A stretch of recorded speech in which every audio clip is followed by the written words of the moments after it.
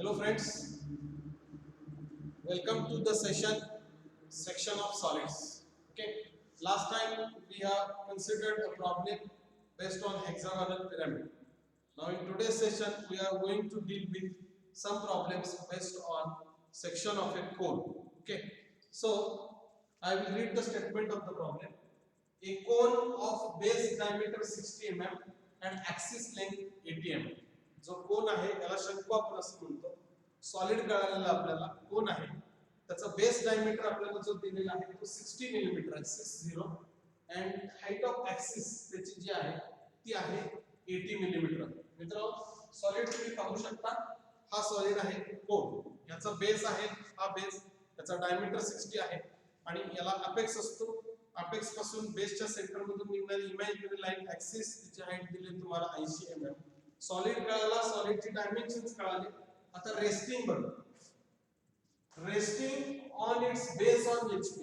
मित्रांनो कोन साठी एवढी एकच कंडिशन सफिशियंट असते की त्याचा बेस एचपी वरती आहे, कारण त्याचा जो बेस आहे तो सर्क्युलर शेप मध्ये आहे.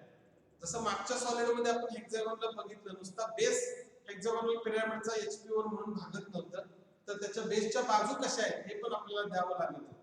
पण कोनच्या बाबतीत ती चिंता मिटलेली आहे, कारण कोनला सेक्शन त्याचा जो आहे तो सर्क्युलरच आहे. त्यामुळे नुसता बेस एचपी वर म्हटलं कोन असा ठेवला काय असा ठेवला, कसा पण फिरवा तुम्ही 360 डिग्री मध्ये तो तसाच रेस्ट होणार आहे. त्यामुळे प्रश्न एकदम सोपा आहे याचा की बेस एचपी वर म्हटलं की ऍक्सिस त्याचा परपेंडिक्युलर टू एचपी झाला. आता हा बेस त्याचा एचपी वर आलेला आहे आणि ऍक्सिस परपेंडिक्युलर टू एचपी झाला. आता काय होते बघूया पुन्हा. ठीक आहे, या पोझिशन मध्ये आपण पहिला त्याचा फ्रंट व्ह्यू टॉप व्ह्यू बघूया. काय कोणता व्ह्यू पहिला काढणार आपण, तर टॉप व्ह्यू काढणार, कारण टॉप व्ह्यू मध्ये सर्कल दिसणार आहे. टॉप व्ह्यू काढून मग आपण फ्रंट व्ह्यू मध्ये ट्रायंगल काढतो. ओके ठीक आहे, तर टॉप व्ह्यू सर्कल दिसणार टू शेप मध्ये 60 mm डायमीटरचं आणि फ्रंट व्ह्यू ट्रायंगल दिसणार. आपण पहिल्यांदा एवढं काढूया मित्रांनो, पोझिशन ऑफ सॉलिड, आणि मग सेक्शन ऑफ सॉलिडचं स्टेटमेंट आपण करू. तर आपल्याला कळालेलं आहे टॉप व्ह्यू त्याचा आपल्याला सर्कल मध्ये येणार.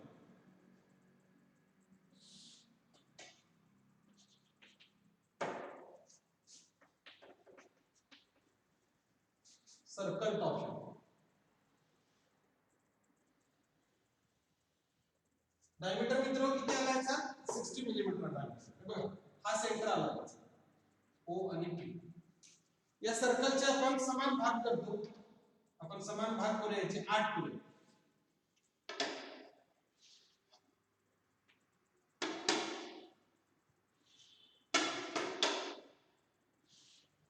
बघा मित्रांनो, या भागाला मी नाव देतो, या भागाला नाव देतो 1 किंवा एबीसीडी दिलं. चला A B C D E F G आणि एच. बरोबर, डायमीटर 60 mm कुठेतरी मेन्शन करायला पाहिजे. साइड व्ह्यूला करू शकता किंवा फ्रंट व्ह्यूला करू शकता, टॉप बॉटमला करू शकता. इथं देतो 560.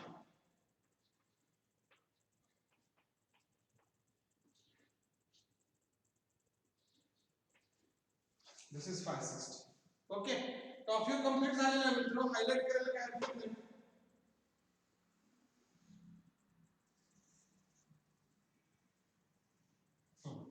आता फ्रंट व्ह्यू काढायचं असेल तर axis height 80 millimetre. Axis top view मध्ये कुठे आहे, पॉइंटच्या फॉर्म मध्ये वर घ्यायचं. ओ आणि पी मधली लाईन वर घ्यायची. बघा हे बघा, ओ आणि पी ची लाईन वर राहिली. ठीक आहे, ओके. इथं ओ डॅश पॉइंट घ्यायचा, एक्स वाय पासून 80 वर. समजा इथं ओ डॅश पॉइंट, हे जे डिस्टन्स आहे, हे distance that is equal to 8. आता बेस काढायचा आहे, ए ला वर घ्यायचं. O to A and generator आला, ए डॅश. बी आणि एच मधनं लाईन येणार, बी डॅश एच डॅश. इथं आली सी डॅश जी डॅश, इथं पी डॅश येणार, ऍक्सिस पण तिथंच. परत एफ आणि डी, एफ डॅश बी डॅश आणि शेवटचा पॉइंट ए डॅश. बरोबर, जनरेटर शेवटचा इकडचा एक जनरेटर ओई, नंतर ओएफ ओडी, ओसी ओजी पण येणार आहे. लक्षात घ्या, ऍक्सिस इथं ओव्हरलॅप होणार, ऍक्सिस इथं काय होणार, ओव्हरलॅप होणार. ठीक आहे, काढून बसतो. हा, आता आता इथं शेवटचा OB आणि OH.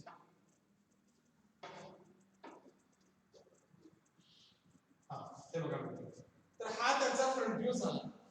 या फ्रंट व्ह्यू मध्ये तुम्हाला सरळ सरळ सगळा ट्रायंगल दिसतो, त्यामुळे एक जनरेटर तेवढे डार्क करायचे, बाकी कुठलाही जनरेटर डार्क करायचा नाही. हा बेस आहे बरं का, हा जो मी आता रेषा ओढतोय हा बेस आहे. हा एक जनरेटर OA आणि OE डार्क करायचा. इथपर्यंत प्रॉब्लेम प्रोजेक्शन ऑफ सॉलिड्सशी रिलेटेड आहे. आता ऍडिशनली आपल्याला स्टेटमेंट पुढचं काय सांगते बघूया, सेक्शन ऑफ सॉलिड्स आहे. इथपर्यंत बेस ऑन HP. आता बघा, is cut by a plane inclined at 45 degree to HP.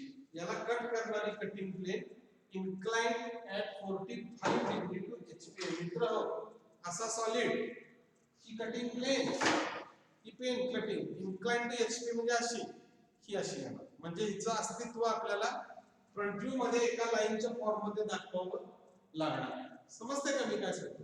याचा फ्रंट व्ह्यू काय दिसणार आहे, एक लाईन दिसणार आहे या कटिंग प्लेनचा, एक लाईन, आणि ती इन्क्लाइन टू HP झाली 45 डिग्री, म्हणजे फ्रंट व्ह्यू मध्ये तिची ट्रू लेंथ ट्रू अँगल दिसणार, म्हणून ती फ्रंट व्ह्यू काढायची. मग 45 डिग्रीची अँगलची लाईन झाली, पण कुठे कट करते? 45 degree to HP and perpendicular to VP. सरळ आहे, जेव्हा ती इन्क्लाइन टू HP होते तेव्हा परपेंडिक्युलर टू VP असते. बघा आता बघा, the cutting plane bisects the axis. Bisect the axis म्हणजे ऍक्सिस चे बरोबर दोन समान तुकडे करते. बायसेक्ट करते म्हणजे दोन समान. मग ऍक्सिस किती आहे? O to C आहे, O to P ऍक्सिस आहे. याची उंची किती आहे? 80. त्याला बायसेक्ट करायचं असेल तर कुठे घ्यायचा पॉइंट आपण? X पॉइंट, कटिंग पॉइंट, याचा सेंटर, 80 चा सेंटर माझा X आहे ना, म्हणजे X चं बेस पासूनचं जे अंतर आहे, कोणच्या बेस पासूनचं हे अंतर जे आहे, ते अंतर किती असणार आहे मित्रांनो? तर हे अंतर असेल बरोबर 40.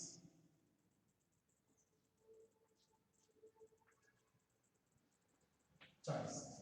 इथून खाली सोडला 40 तरी चालतं, अपेक्स पासून किंवा बेस पासून 40 टाकलं तरी चालतं. मला काय ऍक्सिस बायसेक्ट होतो, म्हणजे ऍक्सिस आहे O डॅश आणि P डॅश, इथपर्यंत पॉइंट, याला बायसेक्ट करणारी ही लाईन आता आपण काढायची. आणि याच्यावरती कोण मापक ठेवायचं? हे 45 डिग्रीचा अँगल आपण मोजायचा, बरोबर, आणि 45 डिग्रीची लाईन आपण याच्यामध्ये काढायची. कटिंग प्लेन तुम्ही 45 डिग्रीची अशीही काढू शकता आणि तुम्ही या पद्धतीने पण काढू शकता मित्र, बरोबर. आता समजा मी अशी कटिंग प्लेन काढली तर ही अशी जाईल. मी आता चॉकचा रेफरन्स कलर वापरतो कटिंग प्लेन साठी. दिस इज X पॉइंट, बरोबर. आता बघा ना, अशी जाणार 45.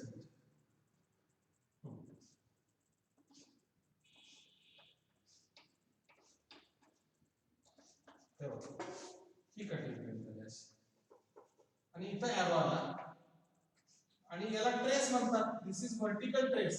काय म्हणतात? Vertical trace. आता ही कटिंग प्लेन आली मित्र हो, तर बघा या कोनचे दोन भाग झाले. एक भाग कटिंग प्लेनच्या वरचा, ऑब्झर्वर इकडून बघतोय.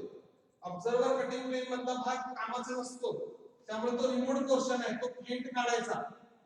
तुम्ही काय करायचं, हा काढलेला असेल तर त्याला परत फेंट करायचं. बघा असं रब करा तुम्ही आणि फेंट लाईन मध्ये फक्त ठेवा. आणि हा इथून खालचा पोर्शन जो आहे तो राहिलेला आहे, तो मात्र डार्क राहायला पाहिजे. मग इथून खाली इथं हा परत बेस आणि ही एज. अशा पद्धतीनं हा कोन काय झाला? 45 डिग्री कटिंग प्लेनला कट झाला मित्र. ही जी अँगल आहे, हा angle, this angle is angle theta and that is equal to 45 degree. 45. आता बघा, कटिंग प्लेनची जागा निश्चित झाली.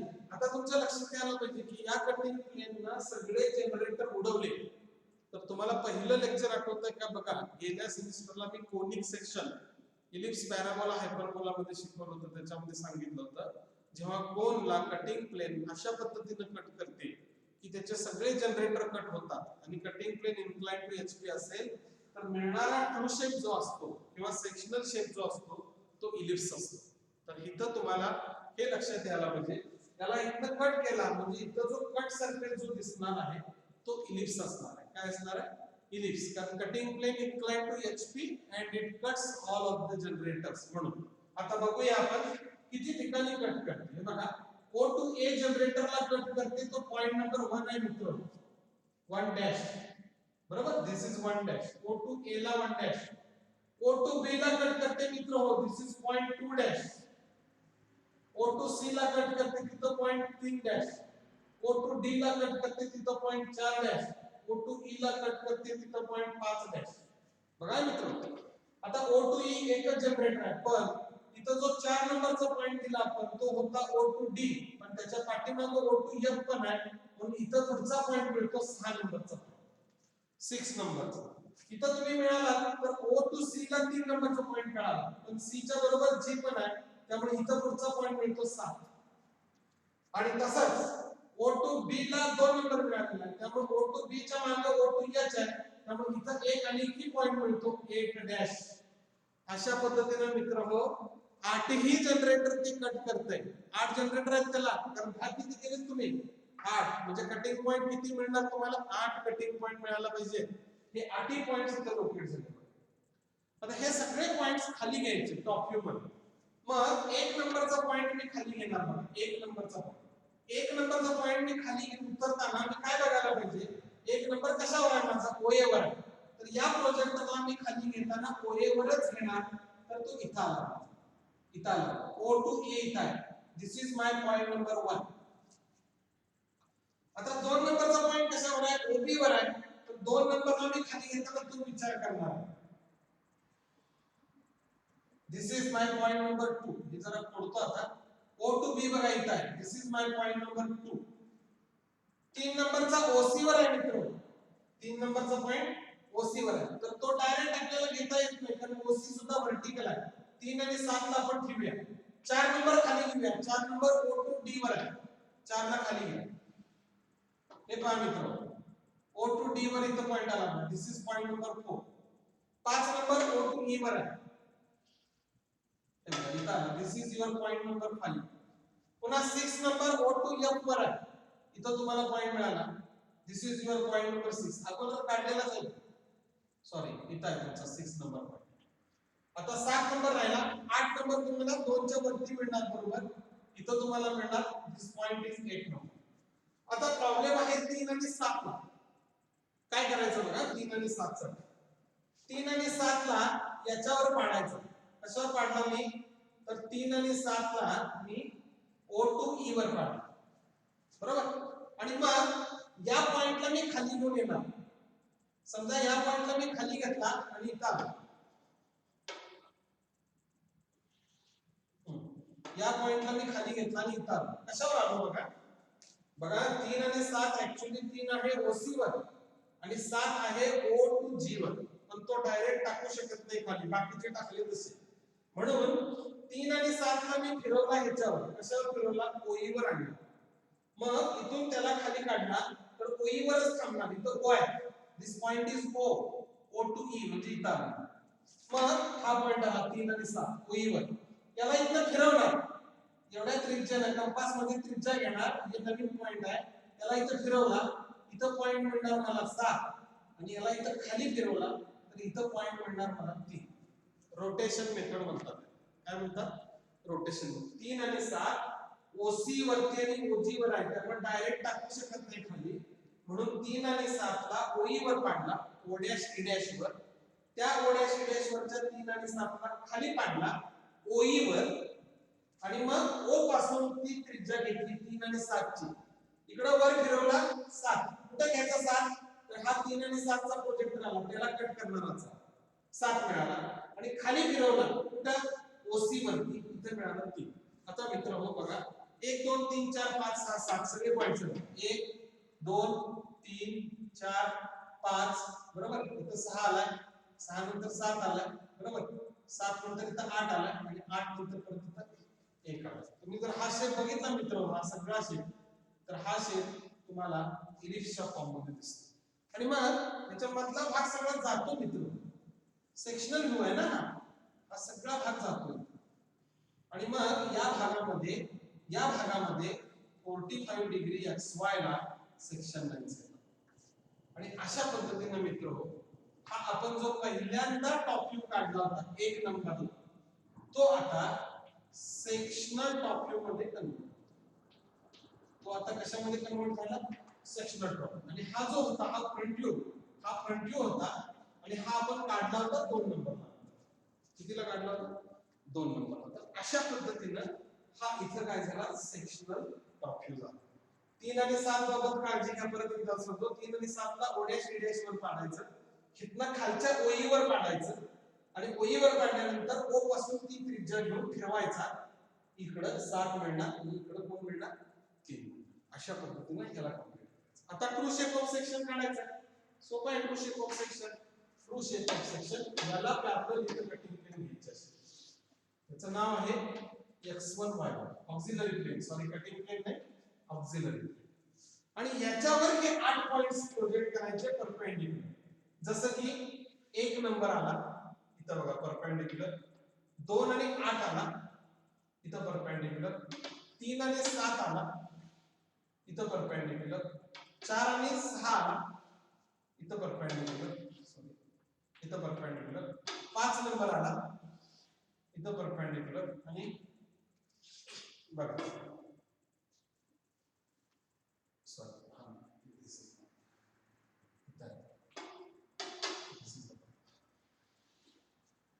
बघा 1 नंबर मधून आली, 8 आणि 2 मधून आली, 3 आणि 7 मधून आली, 4 आणि 6 मधून आली आणि इकडचा 5 नंबरच्या पॉइंट मध्ये. आता ह्या प्रोजेक्टर वरती डिस्टन्सेस ट्रान्सफर करायचे. म्हणजे हे इथून इथं 1 चं अंतर, xy पासून 1 चं अंतर टाकायचं, ते इथं टाकायचं 0.1 डबल डॅश. xy पासून 2 चं अंतर टाकायचं, ते इथं आलं, इथं म्हणणार 2 डबल डॅश. xy पासून 3 चं अंतर टाकायचं, इथं पॉइंट म्हणणार 3 डबल डॅश. xy पासून 4 चं अंतर टाकायचं, इथं पॉइंट म्हणणार 4 डबल डॅश. ओके. xy पासून 5 चं अंतर टाकायचं, इथं म्हणणार 5 डबल डॅश. परत 6 नंबर, xy पासून 6 चं अंतर म्हणणार 6 इथं येणार, दिस इज 6 डबल डॅश.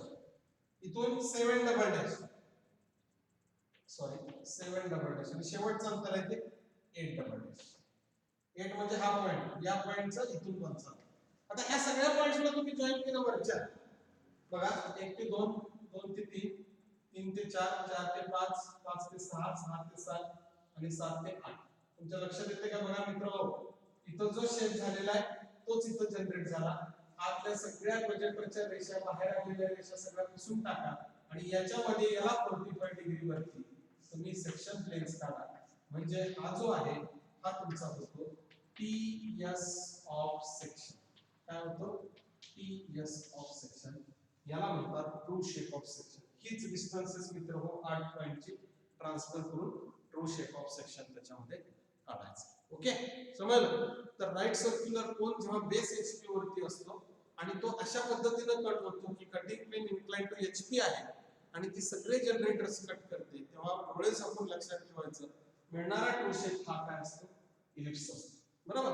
आता याच्यामध्ये बघा मित्रांनो, हा 1 डॅश आणि 5 डॅश जर तुम्ही जोडला तर हा एक्झॅक्टली सरळ लाईन मध्ये येतो आणि तो पॅरलल असतो x1 y1 आणि हा जो असतो हा इलिप्सचा मेजर ऍक्सिस असतो. मित्रांनो इकडे बघा, इलिप्स हा असा असतो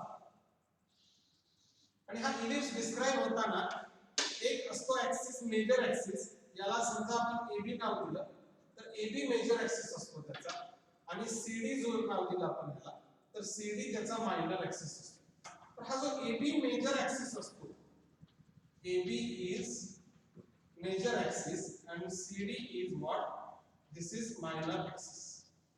बरोबर. हे दोन्ही एकमेकाला 90 डिग्री मध्ये असतात. आता तुम्ही लक्षात घ्यायचं जरा थोडासा महत्त्वाचा विषय, इथं 1 डॅश टू 5 डॅश डिस्टन्स जर तुम्ही बघितलं कंपेअर, मी मुद्दाम जोडून दाखवले तुम्हाला, तुम्ही जोडायचं नाही बरं का, समजण्यासाठी. काय हे अंतर म्हणजे हा जो इलिप्स इथं जनरेट झालाय त्याचा मेजर ऍक्सिस आहे. काय झालं, तो मेजर ऍक्सिस आहे. मग आता काय होतं बघा, हे जे अंतर आहे 1 to 5 डिस्टन्स, बरोबर आहे, ते अंतर तुम्ही या x1 y1 वर मोजलं तर मी तुम्हाला मार्क करून दाखवतो. हा पॉइंट 1 डबल डॅशचा प्रोजेक्टर आणि 5 डबल डॅशचा प्रोजेक्टर, ह्याच्यामधलं अंतर सुद्धा एवढंच असतं आणि तो म्हणजे त्याचा मेजर ऍक्सिस आहे. कळतंय का? परत जरा मागे येतो मी, इथून हे डिस्टन्स जर मी इथं टाकलं तर आता तुम्ही मला सांगू शकता हा 1 डॅश इथला या जनरेटरला कट करणारा OA ला 1 डॅश आणि याला कट करणारा OE ला कट करणारा 5 डॅश यामधलं डिस्टन्स हे याच्या इतकं असतं. समजतंय का? बघा मी तुम्हाला या निर्णयापर्यंत आणा लागलेलो आहे की मित्र हो, इथं जो काही आपल्याला ट्रू शेप मिळालेला आहे त्याच्यामधली ही लेंथ ऑफ मेजर ऍक्सिस जी आहे ती लेंथ ऑफ मेजर ऍक्सिस म्हणजेच तुमच्या कटिंग प्लेनची लेंथ आहे. आणि कटिंग प्लेन कुठं मोजायची? बिटवीन टू एंड जनरेटरचा जो पोर्शन आहे that is the length of cutting plane. मित्रांनो बघा, म्हणजे याचा अर्थ असा आहे की ही कटिंग प्लेन या सगळ्या जनरेटरला कट करते दोन एंड जनरेटर मध्ये, तिची लेंथ म्हणजेच पुढे जाऊन तिच्या ट्रू शेपचा जो इलिप्स असतो त्याचा मेजर ऍक्सिस तयार होतो. काय होतं? त्याचा मेजर ऍक्सिस तयार. तुम्ही मोजून बघा, काढून बघा, परफेक्ट भरायला पाहिजे. This distance 1 double dash 5 double dash is equal to this distance and that is equal to 1 dash 5 dash. समजतंय का बघा मित्र? आणि म्हणून हाच प्रॉब्लेम वेगळ्या पद्धतीने पण विचारला जाऊ शकतो मित्र. कसा असतो बघा, मी रीड करतो प्रॉब्लेम. हे बरोबर आहे. Cone of base diameter 60 mm, यात बदल नाही. Axis 80 mm, resting on its base on HP. It is cut by a plane inclined to HPM. काय ना? inclined to HP. म्हणजे हे वाक्य बदलणार. inclined to HP and perpendicular to VP. बरोबर आहे? perpendicular to VP असं म्हणणार तो. अँगल देणार नाही आणि कुठे कट करतो हे पण देणार नाही. म्हणजे काय होणार? It is inclined to HP and perpendicular to VP. हे काही येणार नाही. बायसेक्ट ऍक्सिस येणार नाही. तो पुढे काय म्हणणार? such that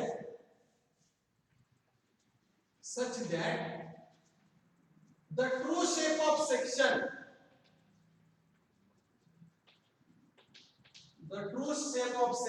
is काय देणार तो? is हा नंतर घेऊया आपण बघा. is काय ना? ellipse with